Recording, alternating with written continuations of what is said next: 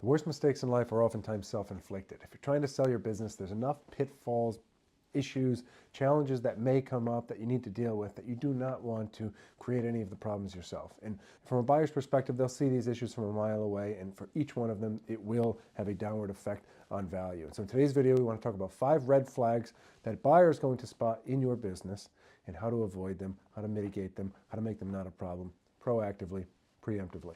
I'm 𝗙𝗏𝗡, managing partner here at 𝗕𝗏𝗴𝗀 Partners. We're a middle market, lower middle market investment banking firm, helping companies generating about $1 million to $10 million a year in pre-tax earnings or EBITDA, sell their companies or secure capital. So the first of these is going to be an over-reliance on the founder, that being a key man or woman risk or issue within a business. And so there's a myth that any business is ever really passive.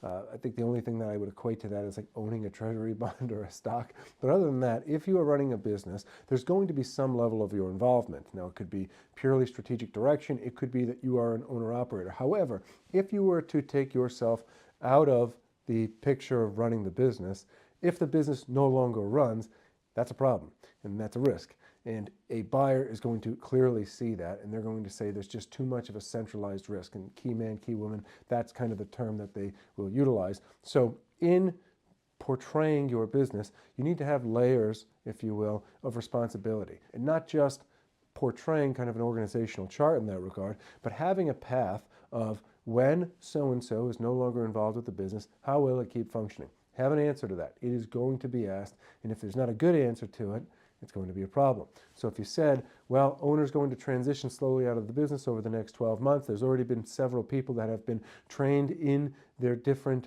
roles or in the different capacities to slowly phase out the owner. And again, it doesn't mean that there has to be one person that does all of the things that the owner was doing. Oftentimes there can't be, and that's why founders oftentimes or entrepreneurs running businesses can be fairly unique beings. But if you can say, okay, person was dealing with items X, Y, Z. They were selling, they were helping fulfillment, and they were running some of the operations. This person is taking over some of the sales aspects. The execution is being allocated over this portion or these people within the company, and now the COO is taking more and more of the operational component. That shows a path. Paint people a path. If they want to buy a company, they're going to work to yes, help them get to yes, paint a picture of it. The second is going to be messy financials.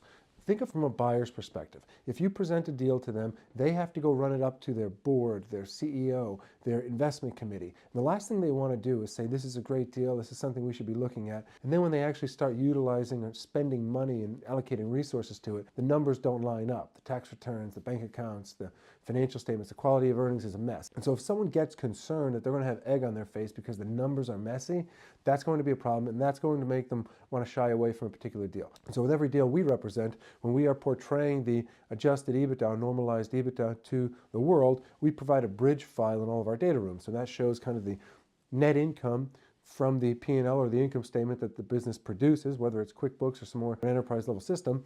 And then we show all of the adjustments made to it and the rationale behind each and what the adjusted number is. And that way, there can be negotiation relative to the financials. However, there can't be doubt that the numbers actually tie out. Again, if you portray your numbers aggressively, then the market may not believe them. However, if the numbers don't add up, if the balance sheet does not balance, if the income statements don't line up and keep changing, people are going to walk away because, again, the one thing they do not want is to be embarrassed and bringing it to their team. Number 3 is customer concentration. And customer concentration is not in itself fatal. However, again, it needs to have a path, it needs to have a story. And so there's situations where we've had businesses that have had one client on its face, superficially, 60% of revenue. And someone would say, well, that's a meaningful problem. However, what we've found is that if that particular client is, say, a very large national company that has over time aggregated different businesses, then perhaps the orders are not coming all from the same person. For instance, if a business is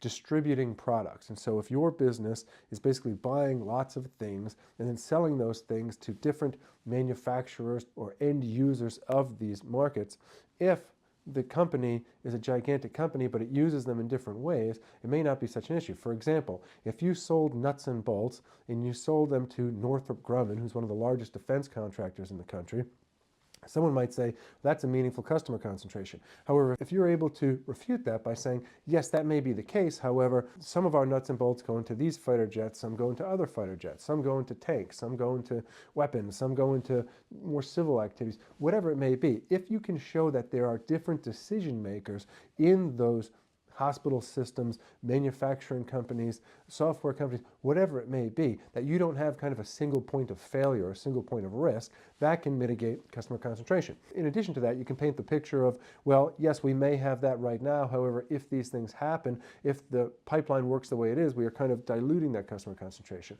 Look, it's worse to have no sales than there is to have concentrated sales. So if you have concentrated sales, it's best to preemptively or prospectively address that with an acquirer. Either you have tremendous certainty that it's going to stick around, or it's a dispersed decision-making set in what is at least only kind of topically looking like the same client, or you have a very defined path or pipeline into how that concentration is going to dilute. So again, if you cure the concern being certainty, the concern being risk, by saying the risk is dispersed, the risk is minimal because it's higher certainty, or the risk is lesser because it is currently in the process of being diluted, all things that will assuage concerns. The worst thing you can say is just look at someone and say, I don't know, funny that, right? That's what you need to avoid, because that's a red flag that will cause some people to walk away. Number 4 is a weak growth story, a weak narrative. And so if someone asks about the business, what do you do and how is the business looking, you need to say very clearly what it is that you do, why is it special, and then where the business has been, where it is, and where it's headed. How did we start? What is the genesis story? Where is the business now? What do our numbers look like? Who are we serving? What problems are we solving? And what does the future look like? A growth story, catalyst. It doesn't mean you have to be actively pursuing all these things, but you can say, if we had our druthers, if we were signing up for the next tour of duty, the next 7 to 10 years of this business, these are the things that we would do to grow. This is where the operating leverage would come from. If you have that story painted, then you're not leaving it to someone's imagination to either believe or not believe that the growth is going to happen. They may have different additional growth paths, but if you can paint a strong picture as to what the growth of the company looks like, that's going to be captivating, and that's going to mitigate any concerns or any view of your business that it's a rudderless ship or it's returning back to some level of chaos or entropy. The last red flag is legal compliance, tax issues. If someone believes there's huge legal risks that have not been disclosed honestly, if they believe there's big tax risks that may be looming that have not been disclosed honestly, if they believe there's compliance risks of any sort, that will be a red flag. And they used to say it in commercial real estate, if you looked at a building's stairwell, you'd know everything you needed to about the building, because if it was a mess, it likely showed that there was hidden messes everywhere. And many times with businesses, it can be the same way. And that's not to say, if your business gets audited, that happens. If it is dealt with professionally and the outcome is handled, then that's fine. It's whether there's large unreported gains, if there's fictitious expenses, if the inventory has been fudged for a long time, if certain taxes or compliance has not been paid for, has not been maintained. Again, liability, exposure, and if it shows that there's any level of dishonesty in running the business from that compliance or operational perspective, it will lead people to believe that there's other elements of it that they just haven't unearthed yet that are equally. So again, in these situations, best to disclose, best to communicate, best to be transparent. Few problems are fatal so long as they're being dealt with head on, and that's an important element of the business. So to recap this video, 5 red flags that buyers will see from a mile away that you need to get in front of, that you need to mitigate when looking to sell your business or secure capital. Number 1, an over-reliance of the founder, a key man or woman risk. Number 2, messy financials. Number 3, customer concentration with no good explanation. Number 4, a weak or lacking growth story or narrative of the business. And number 5, undisclosed or intentionally omitted legal compliance or tax issues. Now again, every deal comes with its challenges. The deal world is not an easy one. Getting to the finish line takes a meaningful amount of work, consistent effort, persistence, and relentlessness that we bring to every situation. However, you don't want to have any self-inflicted wounds here. You don't want to lose the match by serving the ball into the net every time. And so if you're looking at your business and if you're saying, do we have any of these things, better to get in front of them, better to work with someone like us in crafting that narrative such that these issues are mitigated and such that there are good responses proactively as you're reaching out to the market for these objectives. So that's a thought for today. Hope the week's going well for everyone. Keep pushing forward. God bless. We'll see you next time.